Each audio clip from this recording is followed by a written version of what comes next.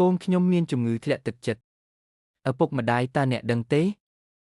ថ្មីនេះវាមិនមែនជារឿងចម្លែកទេក្នុងការឃើញរបាយការណ៍ព័ត៌មាននិងប្រព័ន្ធផ្សព្វផ្សាយអនឡាញអំពីឧบัติហេតុដ៏សោកសៅដែលពាក់ព័ន្ធនឹងយុវជនប្រសិនបើឪពុកម្ដាយនិងកូនមានទំនាក់ទំនងកាន់តែរឹងមាំនិងស៊ីជម្រៅឪពុកម្ដាយអាចជួយកូនរបស់ពួកគេឆ្លងកាត់អារម្មណ៍អវិជ្ជមាននិងពេលវេលាដ៏លំបាកទាំងនេះហើយនៅពេលដែលឧบัติហេតុបែបនេះកើតឡើងពាក្យគន្លឹះមួយដែលមនុស្សស្វែងរកគឺជំងឺធ្លាក់ទឹកចិត្តយោងតាមស្ថិតិពីអង្គការសុខភាពពិភពលោក WHO ជំងឺធ្លាក់ទឹកចិត្តគឺជាបញ្ហាសុខភាពទូទៅបំផុតទី2បន្ទាប់ពីជំងឺសរសៃឈាមបេះដូងនៅប្រទេសវៀតណាមប្រហែល8.29នៃក្មេងជំទង់ទទួលរងពីបញ្ហាសុខភាពផ្លូវចិត្តទោះជាយ៉ាងណាក៏ដោយមានតែប្រហែល20ប៉ុណ្ណោះដែលទទួលបានការគាំទ្រនិងការព្យាបាលផ្នែកវេជ្ជសាស្ត្រចាំបាច់បន្ទាប់មកអត្ថបទបដូរទៅប្រធានបទផ្សេងភ្លាមគឺជំងឺធ្លាក់ទឹកចិត្តដូច្នេះតើជំងឺធ្លាក់ទឹកចិត្តជាអ្វីហើយតើយើងអាចស្គាល់និងការពារសត្រូវដែលមើលមិនឃើញនេះដោយរបៀបណា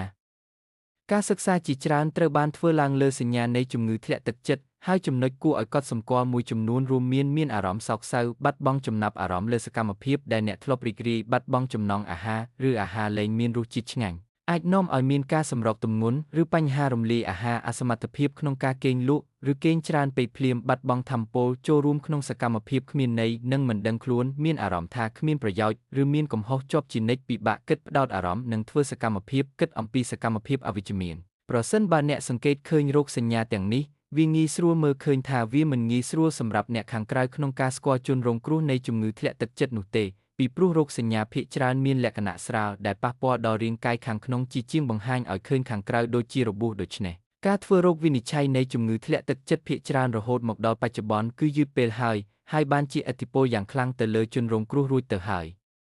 យោងតាមអ្នកជំនាញជំងឺធ្លាក់ទឹកចិត្តអាចព្យាបាលបានទាំងស្រុងប្រសិនបើឪពុកម្ដាយសង្កេតស្ដាប់និងភ្ជាប់ទំនាក់ទំនងជាមួយកូនរបស់ពួកគេទោះជាយ៉ាងណាក៏ដោយការពិតគឺថាឪពុកម្ដាយជាច្រើនរវល់ពេកជាមួយការងារមិនអាចយកចិត្តទុកដាក់និងភ្ជាប់ទំនាក់ទំនងជាមួយកូនរបស់ពួកគេបានអ្នកផ្សេងទៀតមានអាកប្បកិរិយាមិនត្រឹមត្រូវដែលនាំឲ្យមានជំងឺធ្លាក់ទឹកចិត្តអវិជ្ជមានកាន់តែខ្លាំងឡើងចំពោះកុមារយើងក៏ខ្វះជំនាញក្នុងការរកឃើញនិងព្យាបាលជំងឺធ្លាក់ទឹកចិត្តចំពោះកូនរបស់យើងផងដែរ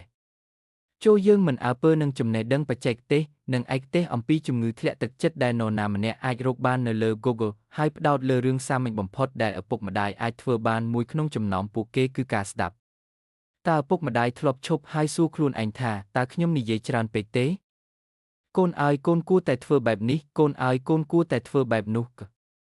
ដោយភ្លេចថាការចំណាយពេល2-3នាទីជារៀងរាល់ថ្ងៃដើម្បីស្ដាប់និងយល់ពីកូនរបស់អ្នកគឺមានអត្ថន័យជាង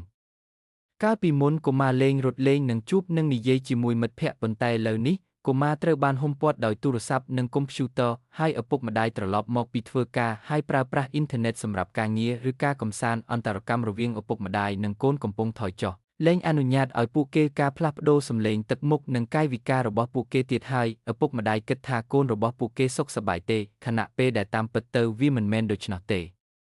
ឪពុកម្ដាយជាទីស្រឡាញ់សូមចំណាយពេលមួយភ្លែតដើម្បីគិតដោយស្ងប់ស្ងាត់ហើយពិចារណាថាតើអ្នកបាននិយាយជាមួយកូនរបស់អ្នកនៅថ្ងៃនេះឬអត់តើអ្នកធ្លាប់មិនបានមើលភ្នែករបស់ពួកគេឬពិតជាស្ដាប់សំឡេងរបស់ពួកគេទេ